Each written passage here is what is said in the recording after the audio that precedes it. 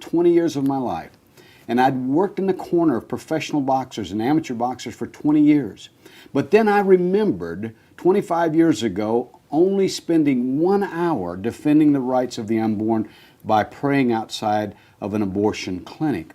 And so I just decided that I needed to do something, and that's how I came to be a part of this. How did you get involved in fighting for the rights of the unborn? Well, Kerry, I'm so intrigued and fascinated, about the 1 hour and the world of boxing. And it reminds me also of Christ when he said to his disciples, "Can you not tarry 1 hour?" And you'd be surprised how many people have yet to take an hour to even look at the question of abortion. Now, I would like to say I stumbled across it, but it was really even more prophetic. My mother wanted to abort me in 1950.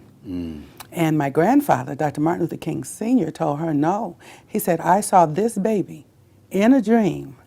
And it was 3 years ago. And he said that I was a little girl with bright skin and bright red hair.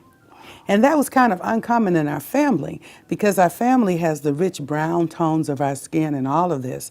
But what people didn't know, Granddaddy's grandfather was Irish from Cork in Ireland. So every once in a while, you had the fair-skinned babies come. So Granddaddy had seen me in a dream.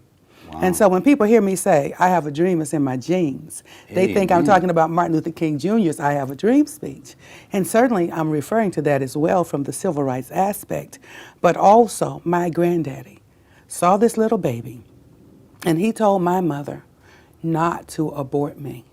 Because you see, Planned Parenthood was on the scene in the 1950s. They were called the Birth Control League. They were going to change their name soon to Planned Parenthood. And they were passing out information in the schools to the young boys and young girls and encouraging them to look for alternatives to pregnancy. And my mother almost fell victim to that. That became a family secret. My mother and daddy got married. They were already engaged. And I was born, and they were the parents of 5 children. And so the only part of Granddaddy's dream that carried through the generations was that he had seen me in a dream. And so I was his precious first grandchild from that generation.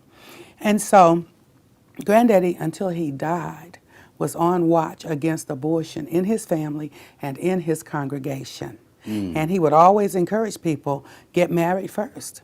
And it should be one man and one woman getting married. You raise your children. If you make a mistake, let us help you, and you get back on track. Wow.